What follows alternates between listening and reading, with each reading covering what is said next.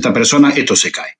Y eso es así, y ya nos ha pasado en un par de ocasiones en las clases que no son numerosas, en las tutorías que son más cortitas de gente, no tengo este problema, y en cuanto que se conectan más de 60 personas, me ha pasado ya 3 veces.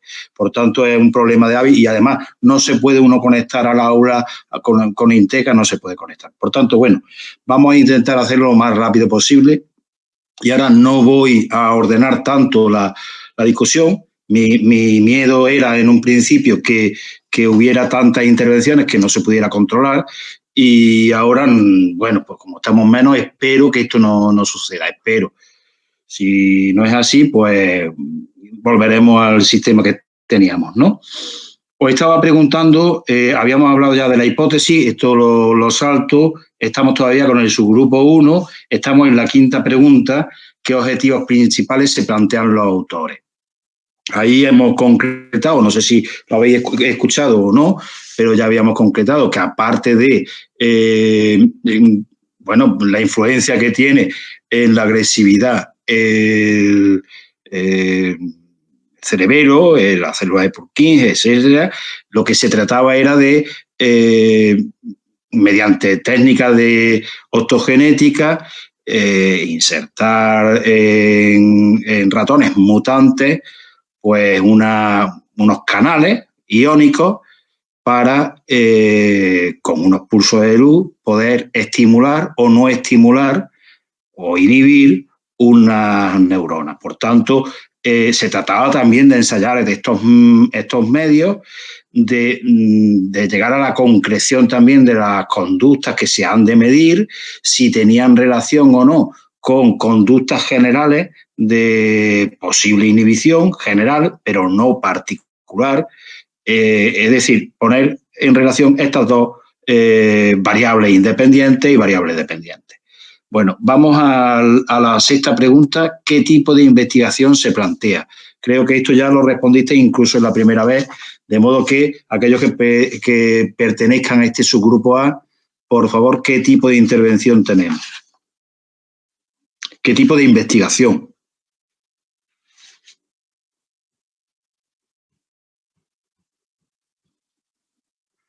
A ver, no responde nadie.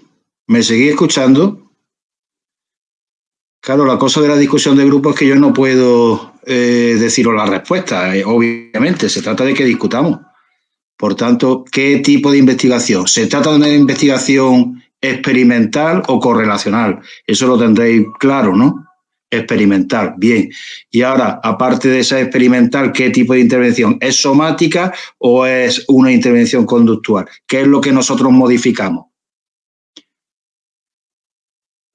Somática, somática, somática. Estupendo. Bien. Creo que lo conseguiremos. Bueno, pues la séptima pregunta es: ¿qué técnicas se utilizaban tradicionalmente en este tipo de estudios?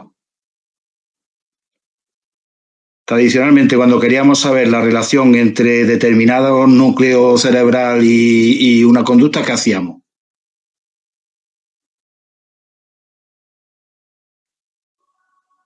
Lesionar la zona o...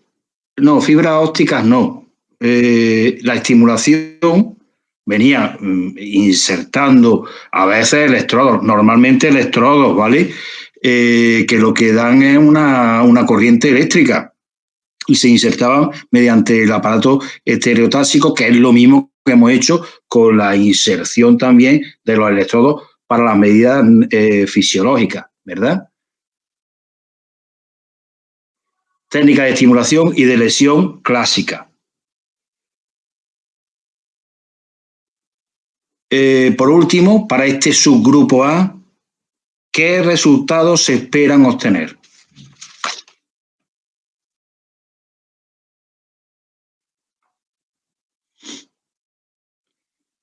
Ojo que no estoy hablando de discusión de resultados, ni siquiera de conclusiones ni nada, sino cuáles son los resultados esperados cuando en el principio del trabajo, cuando aparece la hipótesis, en el astra, en el resumen, aparecen también los resultados que se esperan obtener.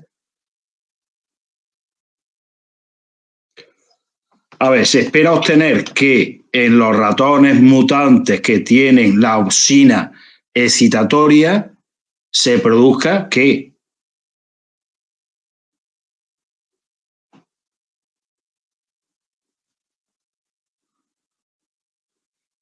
Una inhibición o una excitación. Venga, que no lo dé tan mascado.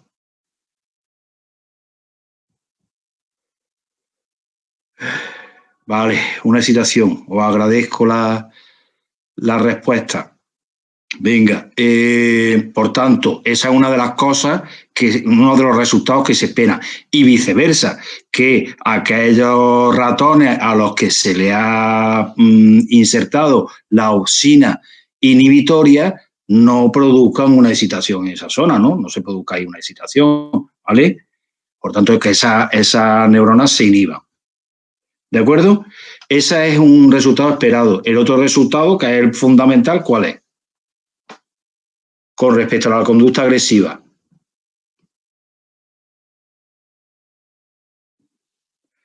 Vamos a ver, pues, con respecto a la conducta agresiva, aquellos ratones que tienen la auxina excitatoria, ¿qué deben mostrar?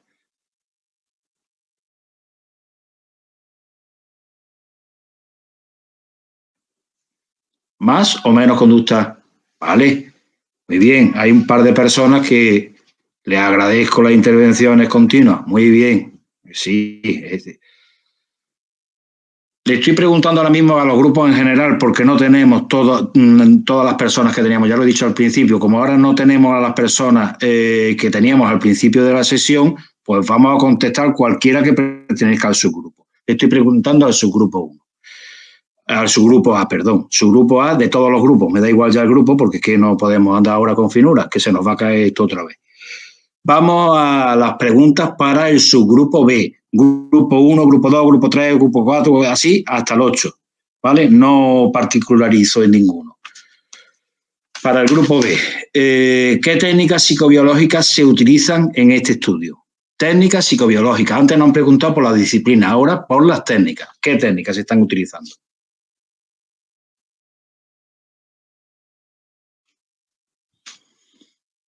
Son de dos tipos. Electrofísica, ¿vale? Electrofisiológicas, pero bueno. Y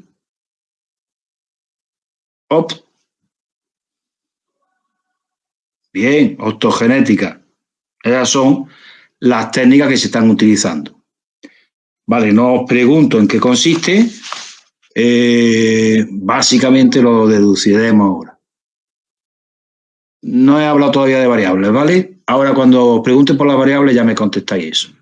¿Por qué son superiores las técnicas tradicionales que estamos utilizando a las técnicas tradicionales? A las técnicas tradicionales de estimulación, ¿se entiende?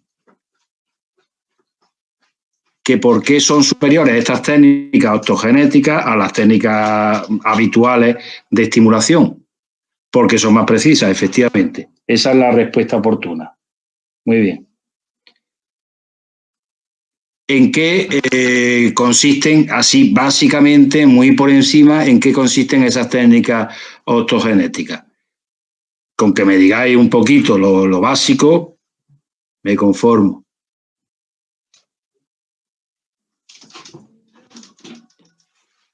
Mediante inyección de algas, bueno,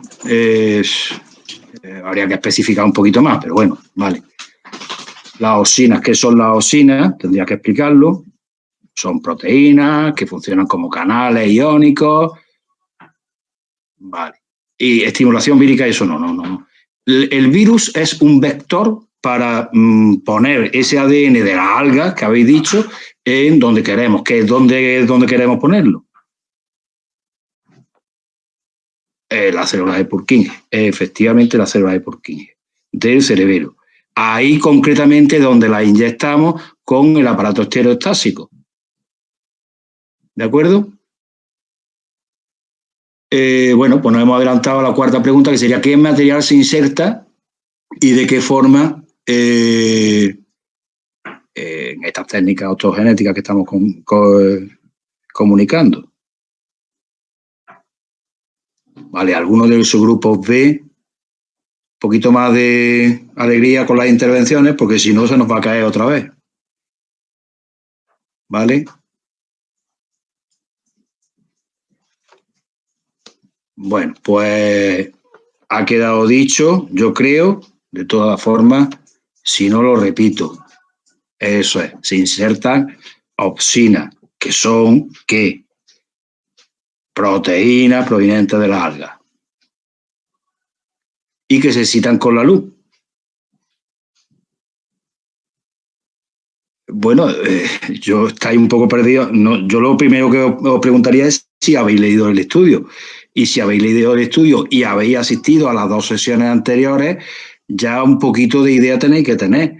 Yo comprendo que es difícil, ¿eh? Este trabajo es muy complicado, es más complicado que el que hemos hecho ahora recién en la práctica que acabamos de hacer de psicología fisiológica, que es de segundo. Pero bueno, esto son cosas de los profesores. Yo ya os he comentado que ese tipo de duda o de queja o lo que sea que tengáis, que la dirijáis a quien tenéis que dirigirla, que no es a mí. Entonces, bueno, pues efectivamente es un poquito complicado el trabajo. Pero bueno, deciros que las oxinas estas que hemos dicho, que son proteínas, ponerle el nombre si queréis, pero sabéis que de lo que estamos hablando es de proteínas. ¿Qué se insertan? Proteínas son cadenas de ADN. Bueno, pues esas cadenas de ADN las estamos insertando directamente en una zona muy concreta, en la célula de Purkinje, en el cerebelo. Y lo hacemos mediante un vector vírico. Pero vamos, eso es lo de menos. El vector vírico no es importante. Ese es el modo de cómo se hace. ¿Vale? Bueno, ¿cuáles son los grupos experimentales? Esto sí es importante. ¿Cuáles son los grupos experimentales que hemos utilizado? ¿Qué tipo de ratones?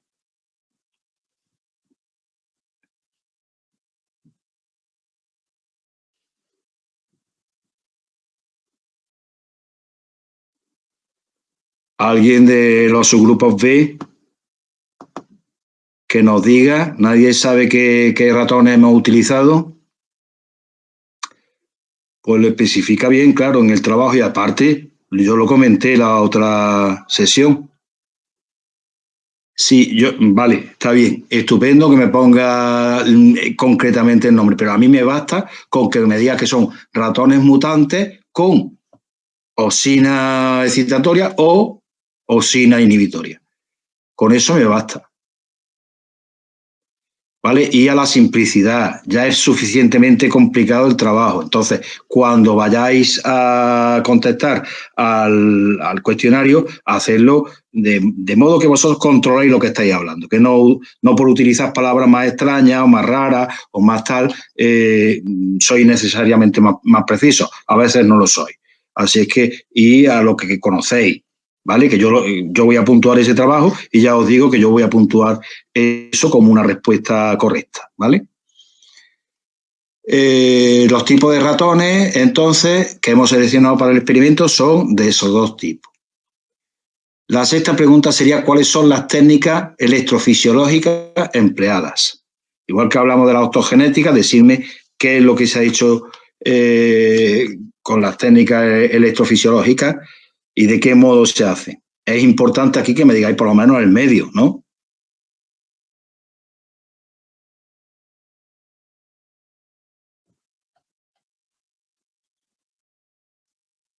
A ver, hemos insertado con el aparato estereotáxico, hemos insertado unos electrodos, vamos a llamarle, me da igual, pero lo importante es que lo que hemos insertado es para hacer qué.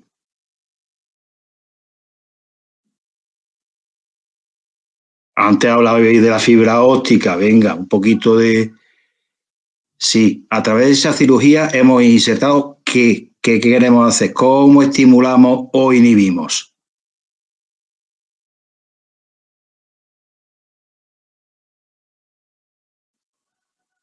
Con luz, con pulsos de luz, para ser exacto, como dice, tal cual dice el texto, el artículo.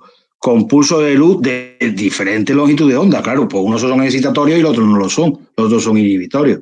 Diferentes pulsos de luz, ¿vale? De acuerdo. Tipo de intervención y variables. Ahora sí vienen las variables y ahora va a ser más complicado. Tipo de intervención, ya lo hemos comentado, la intervención es somática. ¿Por qué? porque lo que hacemos es, la variable independiente que nosotros manipulamos es excitación o inhibición de determinadas células con los pulsos de luz. Esa es la variable independiente. ¿Y ahora qué hacemos? Pues observamos la variable dependiente, que es la conducta. La conducta agresiva, que ahora vamos a preguntar por ella. Pero vamos, directamente lo que hacemos es intervenir sobre lo somático, el cuerpo, el cerebro, el cerebelo en este caso. ¿De acuerdo? Bien, pues las variables dependientes e independientes, ¿cuáles son? ¿Hay quien sabe decir alguna al menos?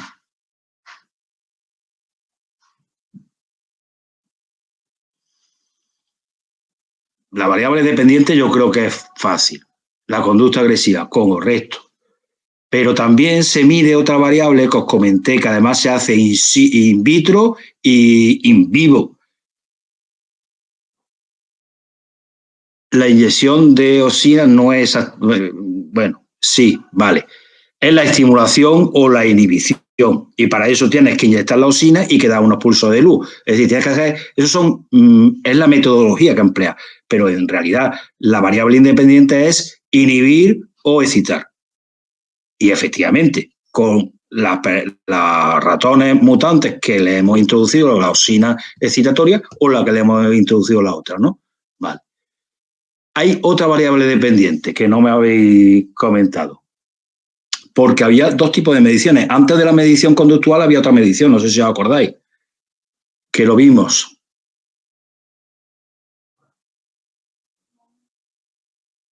¿Cuál es la otra variable dependiente?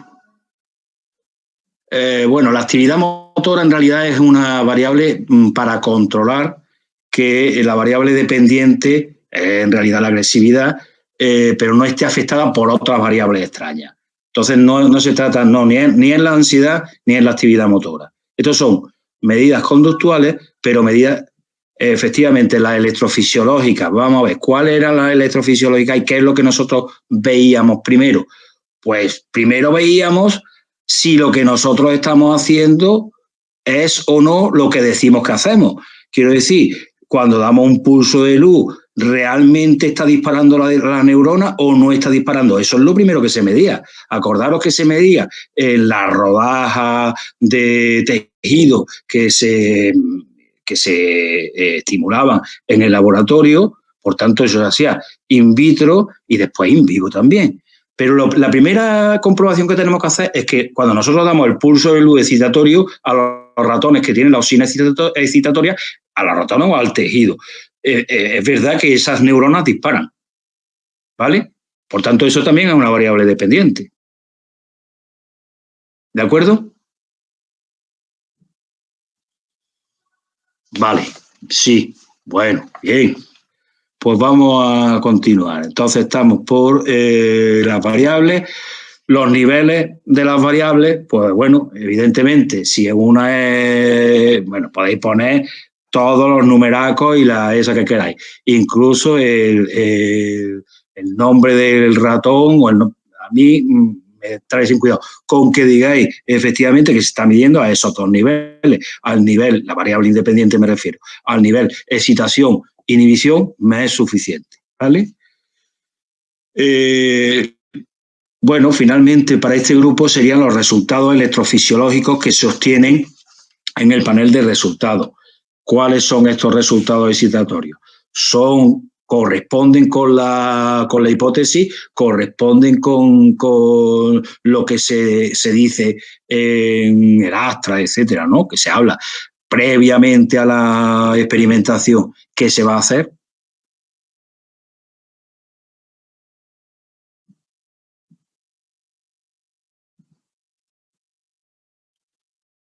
Los pulsos de luz excitatorios excitan las células de Purkinje en los ratones mutantes con la oxina excitatoria, ¿sí o no? Pues efectivamente, esos son los resultados que se ven, además, en el panel de resultados. Primero, este resultado está claro, es obvio. Aparece la estimulación en estos ratones y la inhibición en los otros, ¿vale? Y también en el tejido separado para manipular en el laboratorio, igualmente. Bueno, pues eso sería todo con el grupo A y B. Ahora con el grupo C. Ojo, os vuelvo a decir, todos vais a responder a todo. Vais a decir a qué parte del trabajo habéis dedicado, pero tenéis que estar tomando nota de todo.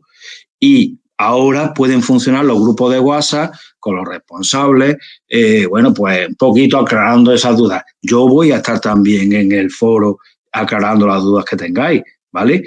Lo que sí os pido es que miréis quién ha preguntado antes, porque no vaya a ser que me preguntéis 7 personas lo mismo y ya esté respondido, ¿vale? O sea, se os ruego yo el esfuerzo también de que vosotros miréis, que no sea yo solo, ¿no? Porque ya veis que estáis, al menos más de 60 personas os veis conectados, pues ya no sé cuántos vais a responder a la práctica, pero conectados estáis. Grupo C, o subgrupo C, mejor dicho. Vamos ahora con las medidas conductuales. Métodos empleados para medir la variable dependiente. Parámetros, o lo que es lo mismo, medidas conductuales de la agresividad. ¿Cuáles han sido las que se han medido?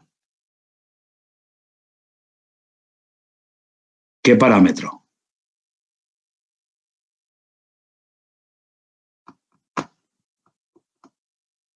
¿Vamos a alguna respuesta?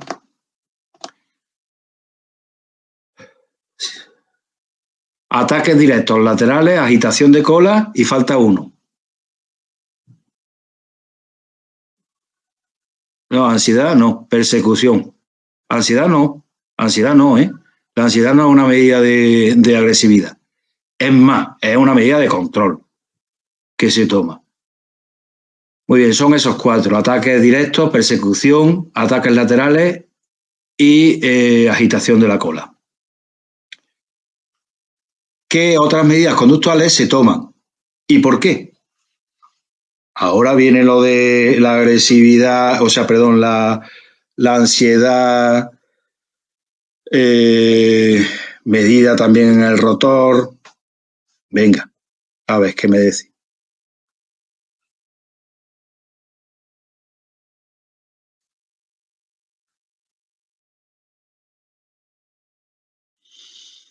Bueno, pues esto lo habéis estado contestando antes, así es que debéis de saberlo. Coordinación motora, no normal, motora. Coordinación motora. Medida de ansiedad, tiempo que se tarda en recorrer una distancia y tiempo que permanece en el centro. Muy bien. Locomoción, correcto. Y el tiempo que tarda en caer del rotor, ¿no? Eso es el tiempo que tarda en caerse de la varilla giratoria. Perfecto, muy bien. Ahora sí lo habéis clavado. Vale, ¿y qué resultados hemos obtenido en cada uno de esos parámetros? Por ejemplo, en ansiedad, ¿qué hemos obtenido? ¿Hay diferencia entre unos ratones y otros?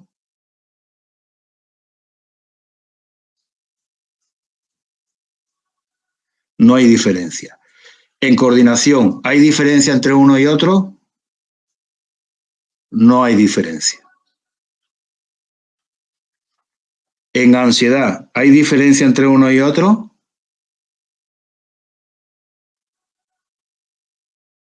¿En ansiedad me estás contestando?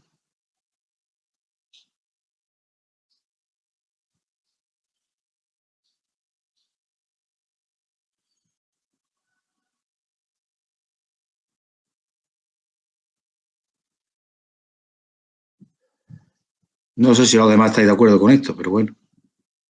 Ya os estaba preguntando por la agresividad, los parámetros de la agresividad.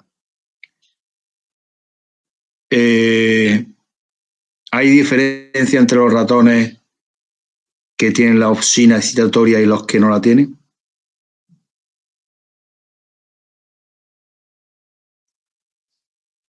Vamos a ver, panel de resultados sobre...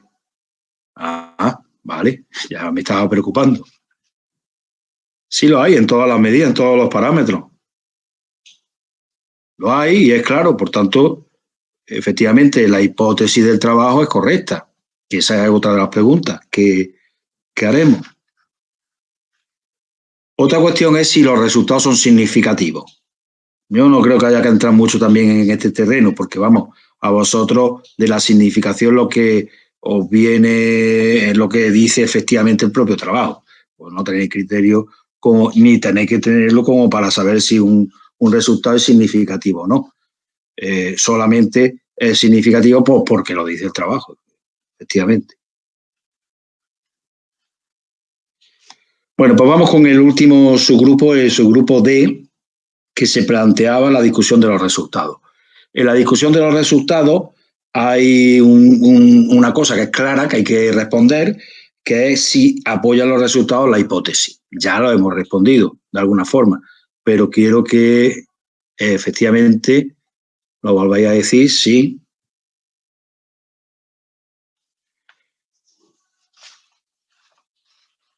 Otra pregunta sería, ¿se confirma que la variable independiente es la que produce los efectos de la variable dependiente? Está un poco más rebuscada. Y en caso de que se confirme, ¿por qué? ¿Se confirma esta relación? Pues sí, que si cuando nosotros manipulamos la variable independiente en los valores que tenemos, inhibición, excitación, esos pulsos de luz que estamos administrando a unos ratones y a otros, efectivamente producen los efectos conductuales que hemos dicho en agresividad. Si esos son los causantes de ello. Sí, ¿y por qué diríais que sí?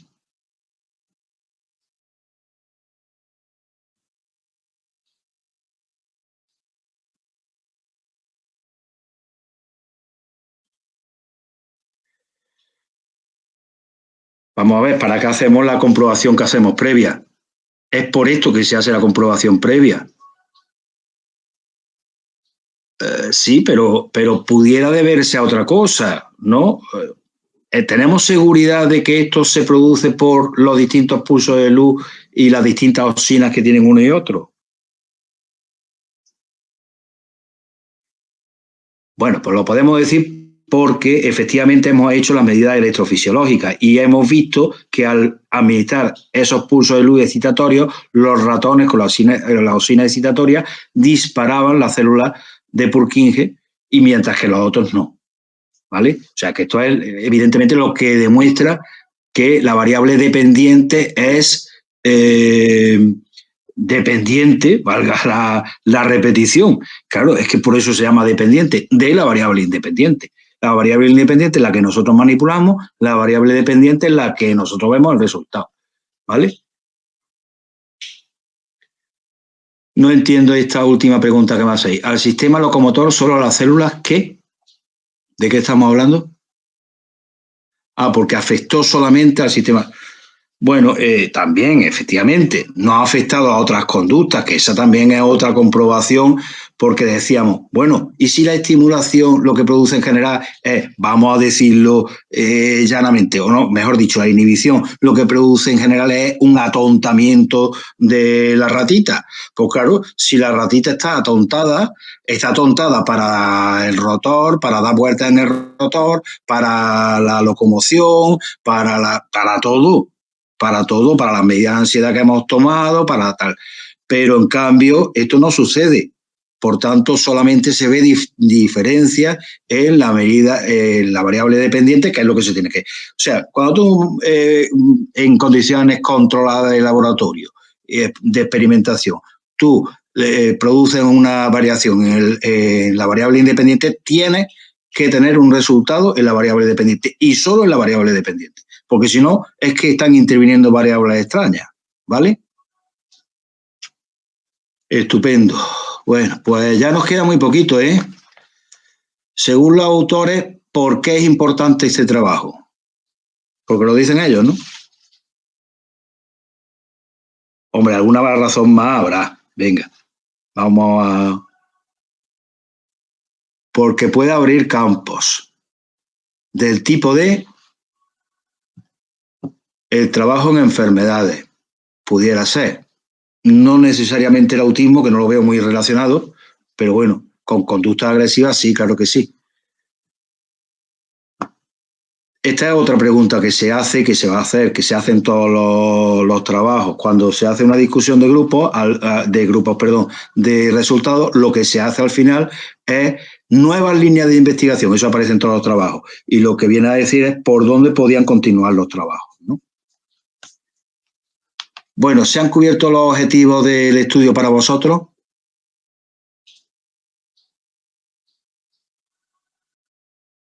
Sí y no. A ver, explícate un poquito. Sí y no, ¿por qué? Hay mayorías de sí.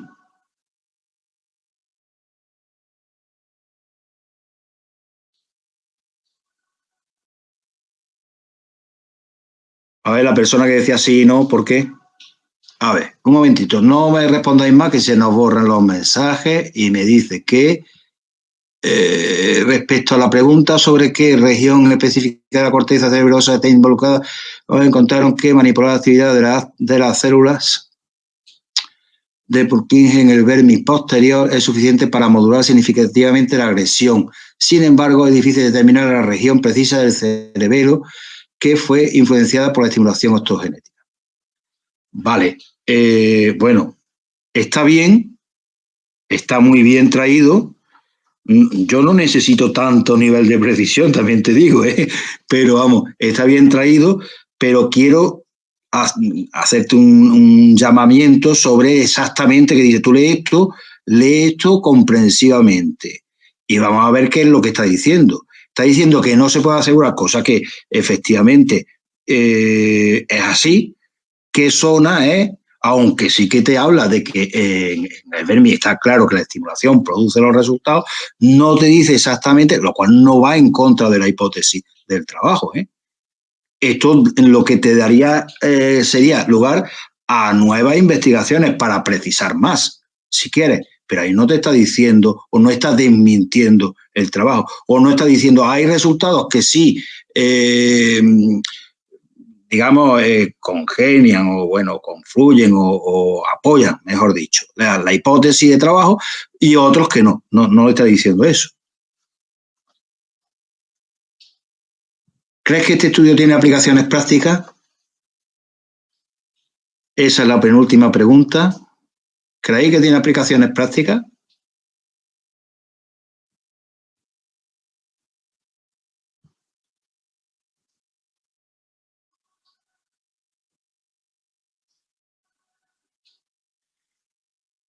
Neurológicos.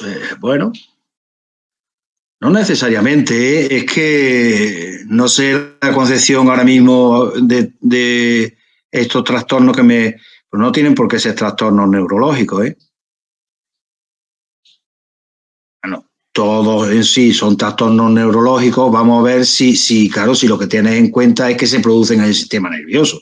Pero se entiende por trastorno neurológico aquel que tiene una base estructural en el sistema nervioso. Y muchos de los problemas que se producen a nivel psicológico, psiquiátrico, como quiera llamarle, son problemas de neurotransmisores. No sé si eso los considera problemas neurológicos, ¿vale? Entonces yo no diría exactamente así como trastornos neurológicos, pero bueno. Pone ejemplos.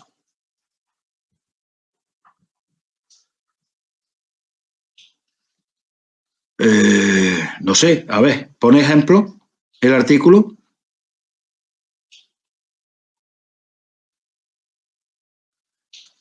Bueno, esto sería ya un poquito casi la última pregunta, que también es la que ya os he dicho antes, si efectivamente se le ocurre o se vislumbra algún tipo de experimento que pudiera continuar esta línea de intervención.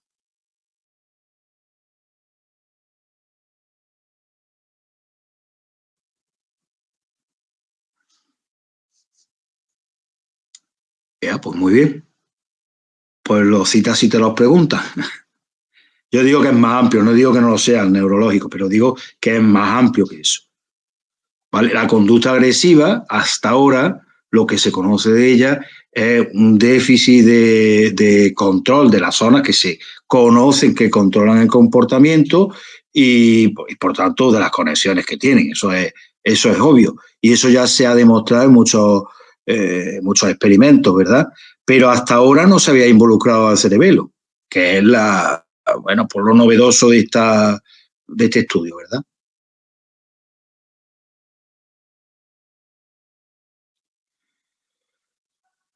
Bueno, pues con dificultades, con rapidez, no de la forma ordenada que a mí me hubiera gustado hacerlo, que empezamos a hacerlo, pero hemos terminado esta parte de la discusión de la práctica.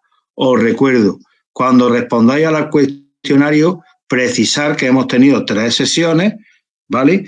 Una en la que explicamos las técnicas ortogenéticas y la búsqueda bibliográfica, otra en la que hemos explicado la búsqueda práctica y lo que tenéis que hacer cada uno, y esta tercera, la de discusión de grupo. Tened bien claro y bien presente que tenéis que subir el artículo. Es necesario que subáis el artículo. Os van a preguntar también cómo habéis llegado al artículo, ¿vale? No tengo clara la última pregunta. Pues la última pregunta era simplemente que si hay alguna línea de experimentación que vislumbres tú o que veas ya reflejada en el trabajo para siguientes trabajos, sus siguientes trabajos. Esto es lo que os digo que se pregunta siempre al final en todas las discusiones de grupo. ¿Cómo subí el artículo? Simplemente en la zona donde dice adjuntar el archivo, le dais a adjuntar y os va a salir de dónde, del ordenador, de tal, de cual. Claro, lo tendréis en el ordenador, pues lo subís del ordenador. Es decir, como si estuvierais adjuntando cualquier otro archivo a un correo electrónico, a un WhatsApp o a un lo que sea. Igual, no hay más diferencia. Obviamente tenéis que tener bajado el artículo antes, claro. Sí, en inglés, no nada de traducción. Lo subí tal cual está en el buscador, que lo habéis encontrado, vamos. Más dudas o problemas.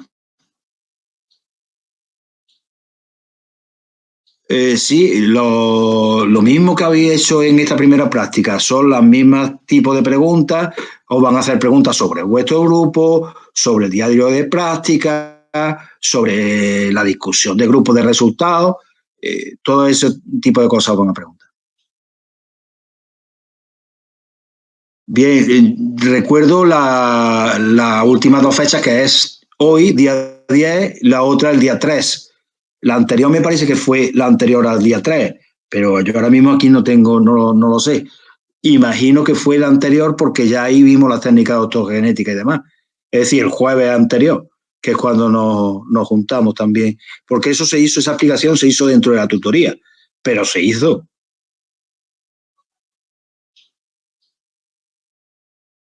Ah, cierto. Lleva razón. Pues entonces el día 3 no fue, perdón, fue el anterior. Cierto. No, bueno, perdón. No, cierto, no. No. Ahora mismo ya no, que claro, me hacéis hablar de memoria y no recuerdo. Sí que hubo práctica. No hubo tutoría, pero sí que hubo práctica. El día 3 hubo práctica, tú no estarías, pero sí que hubo, a las 19 horas. Sino que te lo confirmen tus compañeros, que es cuando estaba prevista, por otra parte. Tiene 5 intentos, igual que este que habéis hecho. Mira, alguien que dice que sí que hubo. Sí hubo práctica. Lo que es que el jueves anterior, dentro de la tutoría, reservamos un espacio para esto de las técnicas autogenéticas, etcétera. No, cada intento no dura una hora, que va. Los 5 intentos. Y si te lo dejas abierto, el tiempo que tarde en cumplirse una hora. Claro. No, una hora en total. No, los responsables lo que tenéis que hacer es contestar al trabajo para que yo os pueda calificar con el máximo, que ya sabéis que tenéis.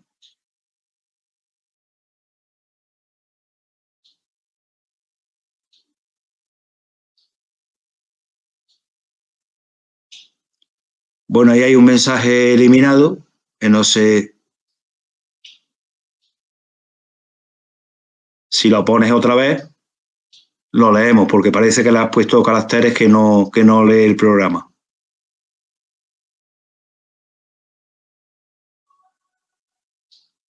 El día 26, sí, seguramente. Yo ahora mismo no he abierto, pero seguramente entonces sería así. Solo queda hacer el cuestionario, efectivamente, y en las fechas que ya están previstas, que es que eso ya viene dado desde el principio del curso. La modificaron con respecto a esta primera práctica que habéis terminado ahora, porque ya se dieron cuenta de que se le habían echado los plazos encima, pero esta segunda no la han modificado, ¿eh? Si lo van a hacer después, no lo sé, espero que no, porque vamos, ya de todas maneras, tenemos hecho el trabajo, pues espero que ya no lo modifiquen.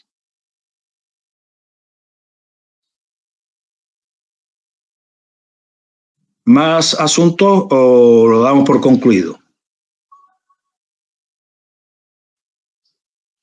Pues cuando dice calendario. El calendario lo tenéis vosotros igual que yo en la página. Yo lo puedo abrir y vosotros también. Calendario de prácticas pone. El cuestionario estará en cuestionarios cuando esté activo. Antes de estar activo, no.